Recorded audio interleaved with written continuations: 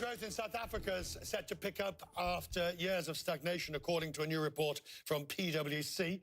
Turning the economy round will take an all-out effort from the new president and top ministers. Pravin Gordhan's leading the charge to clean up the public sector, plagued by corruption scandals. Pravin Gordhan, former finance minister, is now the Minister for Public Enterprises. Viewers of this programme will remember he previously served in government of Jacob Zuma.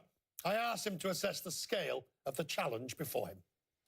It's reasonably bad, Richard, because state-owned institutions such as our energy institution, Eskom, our logistics institution, Transnet, and a few others were the targets of what we call state capture in South Africa, which essentially was about massive levels of corruption to benefit a few families and to get the money out of South Africa.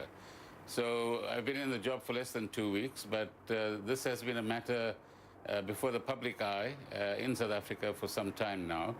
And we've got a good feel for where the challenges are. And President Ramaphosa, the head of our republic, has indicated very clearly what are imperatives that we need to work on. And we have a clear line of march. So what was actually taking place? Because South Africa is a well-functioning democracy and it has large numbers of regulators, experienced regulators. So it begs the question, how were these companies, these utilities, how was somebody able to state capture them?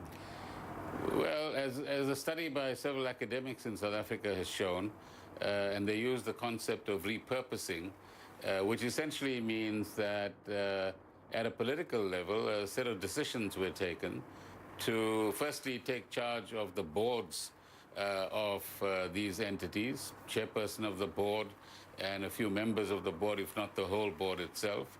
Secondly, ensure that these boards, in a sense, got rid of good people in key management positions, CEO, CFO, head of procurement, and similar situations, and replace them with people who would do the bidding of those who wanted to turn these into corrupt entities. And thirdly, some fairly sophisticated mechanisms were created to extract money in one form or another, sometimes with the assistance of accounting professionals, financial professionals, consultants, lawyers as well. So you have a fairly interesting mix of people in the state and outside of the state that participated in this activity. Minister, last question, and probably the most difficult. You were part of the government that was there when much of this took place. And indeed, the president was part of the executive as vice president when much of this took place.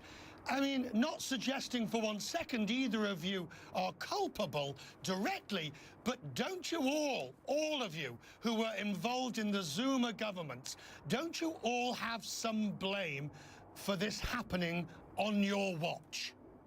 I would say no, Richard, because much of what has happened developed over a period of time in a very fragmented way so that one could not actually get the picture right. And it was around the dismissal of my former colleague, Minister Nene, and then ourselves in March last year, exactly a year ago, that the picture began to take some shape.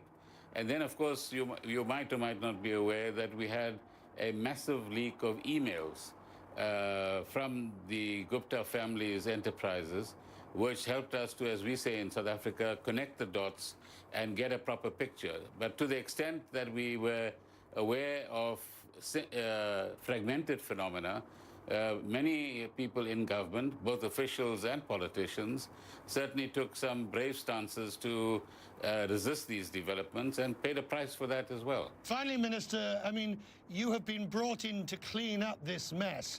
Your reputation is stellar in terms of that which you did to Treasury and in taxation before you. So arguably they've got the right man for the job, but it's not going to be easy.